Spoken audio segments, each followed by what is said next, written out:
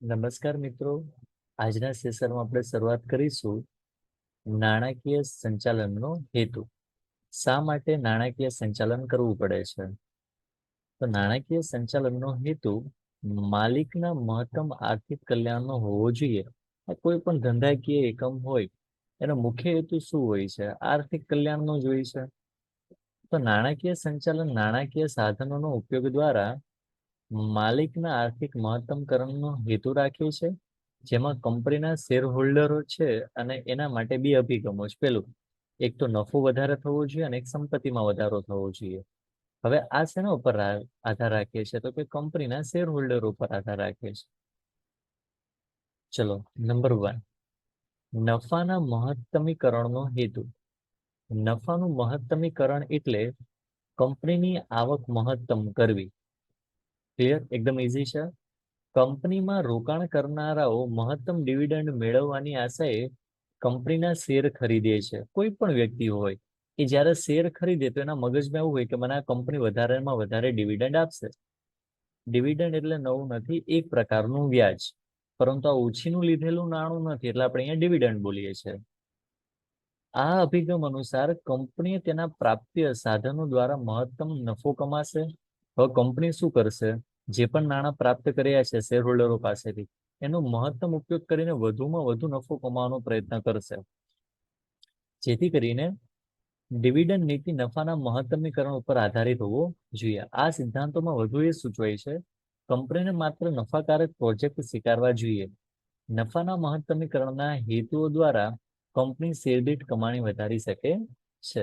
જે પણ નાણાં મળ્યા છે એનો ઇષ્ટતમ ઉપયોગ કરીને વધુ નફો મેળવ્યો તો પછી તમે જે પણ કંપનીમાં રોકાણ કરેલું છે એવા દરેક શેર હોલ્ડરોને વધુ ડિવિડન્ડ આપી શકો.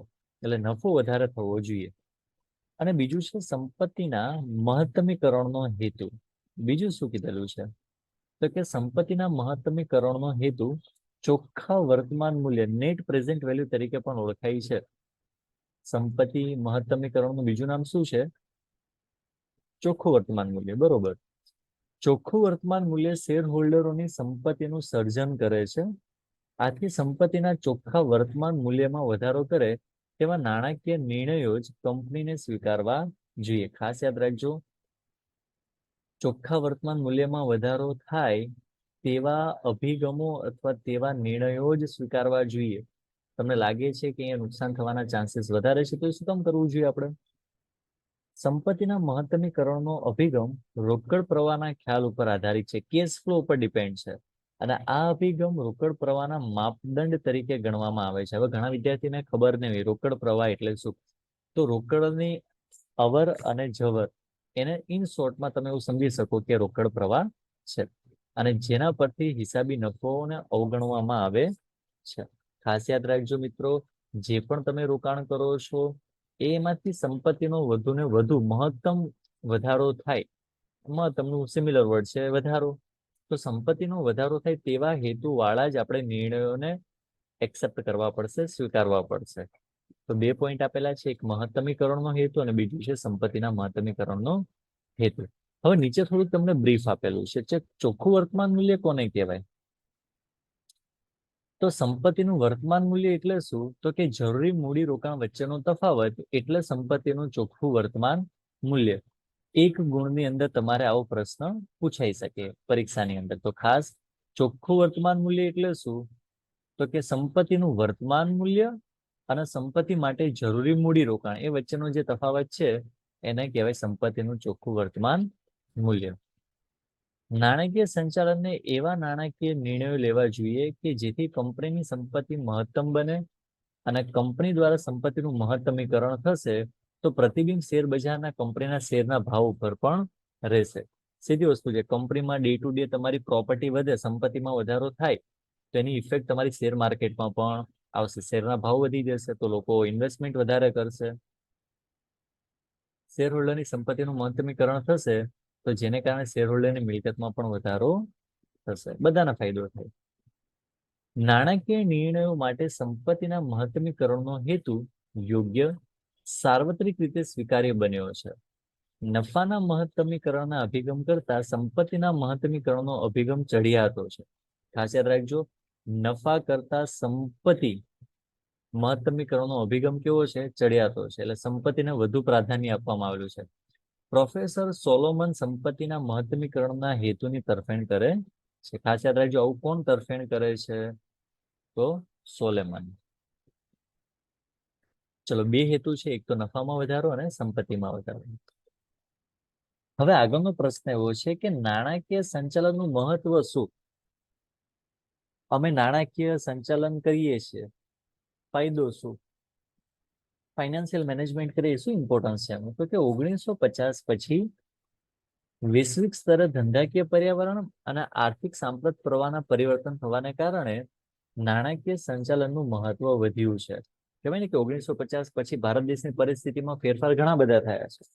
ચલો, એમાં પહેલું છે નાણાકીય જરૂરિયાતોનો અંદાજ આપણને પહેલેથી ખ્યાલ આવે. જો તમે મેનેજમેન્ટ કરેલું હશે તો નિશ્ચિત સમય દરમિયાન ધંધા માટે લાંબા ગાળાની અને ટૂંકા ગાળાની મૂડીની કેટલી જરૂરિયાત રહેશે તેનો અંદાજ નાણાકીય સંચાલન પરથી ખ્યાલ આવે છે. બીજું છે નાણાંની પ્રાપ્તિ. નાણાકીય સંચાલનની મૂડી પ્રાપ્તિના સ્થાનો કરકસરયુક્ત પસંદગી કરીને ઓછી પડતર મૂડી મેળવી શકાય છે. ચલો, ધંધાકીય એકમ શરૂઆત કર્યો છે, તો આપણને મૂડી ક્યાંથી મળવાની છે? તો એવી મૂડી જ્યાંથી પ્રાપ્ત થાય તેને કહેવાય પ્રાપ્તિ સ્થાનો. તો એવા પ્રાપ્તિ સ્થાનો આપણે પસંદ કરીશું જ્યાંથી ઓછામાં ઓછી મૂડી આપણે નાણાં પ્રાપ્ત કરી શકીશું, તો એ ફાયદો થાય. ચલો, કોમન પોઈન્ટ છે આયોજન અને અંકુશ. નાણાંનો ઉપયોગ કરકસર રીતે થાય તો નાણાંનું આયોજન અને અંકુશ પણ રાખે છે. ઓકે, એટલે નાણાંનું આયોજન અને નાણાં ઉપર અંકુશ પણ રાખવામાં આવે છે. ત્યાર પછી છે નાણાંની વહેંચણી. જુદા જુદા વિભાગો વચ્ચે નાણાંની વહેંચણી કરે છે જેથી દરેક વિભાગને પર્યાપ્ત નાણાં મળી રહે છે. તો આપણી પાસે વિભાગ કેવા હોય? તો ઉત્પાદન વિભાગ હોય, વેચાણ વિભાગ હોય, ખરીદી વિભાગ હોય, જાહેરાત વિભાગ હોય, પછી કર્મચારી વ્યવસ્થા સંચાલનનો વિભાગ હોય. તો આ દરેક વિભાગમાં પર્યાપ્ત જોઈએ તેટલા નાણાં આપણે આપી શકીશું. કેમ? તો કે પહેલેથી આપણે એનું મેનેજમેન્ટ કરેલું છે, એટલે એવું નહીં બને કે ઉત્પાદનમાં વધારે પૈસા નાખી દીધા અને જાહેરાતમાં ઓછા નાખ્યા. એવું નહીં બની શકે. કેમ નહીં બને? કારણ કે આપણે પહેલેથી મેનેજમેન્ટ કરેલું છે.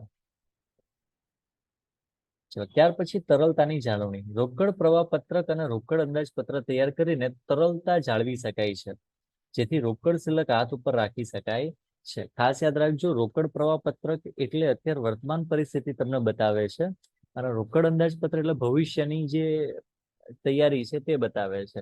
તો આ બંને વચ્ચે બેલેન્સ જાળવીને આપણા રોકડ હાથ ઉપર કેટલી છે એ આપણે જાણી શકીએ છીએ અને હાથ ઉપર રોકડ રાખી પણ શકીએ છીએ. ત્યાર પછી છે આવકની વહેંચણી. નફા ઉપરથી આપણે શેર હોલ્ડરો વચ્ચે ડિવિડન્ડ કેટલું કરવું તે ખ્યાલ આવે છે અને નફાના કેટલાક ભાગનું પુનઃરોકાણ કરવું તે પણ નક્કી કરવામાં આવે છે. ખૂબ જરૂરી છે કે શેર હોલ્ડરોને ડિવિડન્ડ આપીશું, પણ તમને ખબર ક્યારે પડશે? તો કે જ્યારે તમે નાણાંનું સંચાલન કર્યું હશે ત્યારે. અને ધંધામાં કેટલું રોકાણ કરવું, કેટલો નફો થયો છે, એને તમારે ધંધાની અંદર રોકાણ કરવું છે, ડિવિડન્ડ આપવું છે અથવા ઘરે લઈ જવા છે, તો બધી વહેંચણી આપણે પહેલેથી નક્કી કરેલું હોય, એટલે કોઈ જ પ્રકારની સમસ્યા ભવિષ્યમાં આવવાની નથી. ચાલુ મિલકતોનું સંચાલન. ચાલુ મિલકત એટલે કેવી? રોકડ, દેવાદાર, માલસામાન, વેચાણ પાત્ર જામીનગીરીઓ, બેંક શિલ્લક વગેરેનો સમાવેશ થાય. તો આ ચાલુ મિલકત રોકાણ માટે નીતિનું ઘડતર કરે છે. મિત્રો ખાસ યાદ રાખજો, ચાલુ મિલકતના સંચાલન માટે પણ નાણાકીય સંચાલન જ ખૂબ અગત્યનું છે. આમાં પણ નાણાકીય સંચાલન જ થાય છે. ત્યાર પછી નિર્ણયો લેવામાં મદદરૂપ થાય છે. નાણાકીય સંચાલન મૂડી બજેટ, ડિવિડન્ડ નીતિ, નફાનું પુનઃરોકાણ વગેરેના મહત્વના નિર્ણયો લેવાય છે. અને આ જુદા જુદા નાણાકીય નિર્ણયો વચ્ચે સંકલન પણ જાળવી શકાય છે. જેમ કે કેટલું ડિવિડન્ડ આપવું તે અંગેની નીતિ અને ધંધામાં કેટલું પુનઃરોકાણ કરવું તેવા અગત્યના નાણાકીય નિર્ણયો નાણાકીય સંચાલનની મદદથી લઈ શકાય છે. અને સૌથી વધારે ઇમ્પોર્ટન્ટ, બધું જ મેનેજમેન્ટ વાઇઝ થાય છે. લોકોને સારામાં સારું ડિવિડન્ડ મળે છે, ધંધામાં પુનઃરોકાણ થાય છે, સંપત્તિમાં વધારો થાય છે. તો બધી જ વસ્તુ સારી છે, તો સીધી વસ્તુ છે કે ધંધાની શાખમાં વધારો થશે. ધંધાની પ્રગતિ અને વિકાસમાં નાણાકીય સંચાલન મહત્વનું યોગદાન છે અને કાર્યક્ષમ નાણાકીય સંચાલન નાણાકીયની અનુકૂળતા ઊભી કરે છે, જેથી કર્મચારીનો પગાર અને લેણદારોને સમયસર ચૂકવણી કરીને ધંધાકીય શાખમાં વધારો કરી શકાય છે. ખાસ યાદ રાખજો, ખૂબ જ અગત્યનું. બધી જ વસ્તુ મેનેજમેન્ટ વાઇઝ થાય એટલે સીધી વસ્તુ છે કે એ ધંધાનો વિકાસ થવાનો જ છે, પ્રગતિ થવાની જ છે. ક્લિયર? 9 મહત્વ તમને લોકોને આપેલા છે. કયા 9 છે? નાણાકીય જરૂરિયાતોનો અંદાજ, નાણાં પ્રાપ્તિ, આયોજન અને અંકુશ, નાણાંની વહેંચણી, તરલતાની જાળવણી, આવકની વહેંચણી, ચાલુ મિલકતનું સંચાલન, નાણાકીય નિર્ણયો અને ધંધાકીય શાખમાં વધારો. અને સાથે સાથે મિત્રો ખાસ કરજો, તમે મેનેજમેન્ટ કરો છો એની પાછળનો હેતુ શું છે? તો નફામાં મહત્તમીકરણ અને સંપત્તિના મહત્તમીકરણના હેતુ છે. તો આજના સેશનમાં મિત્રો આપણે માત્ર ને માત્ર જોયું છે હેતુ અને મહત્વ, જે આજના દિવસમાં તમારે લોકોને તૈયાર કરવાના છે. Thank you.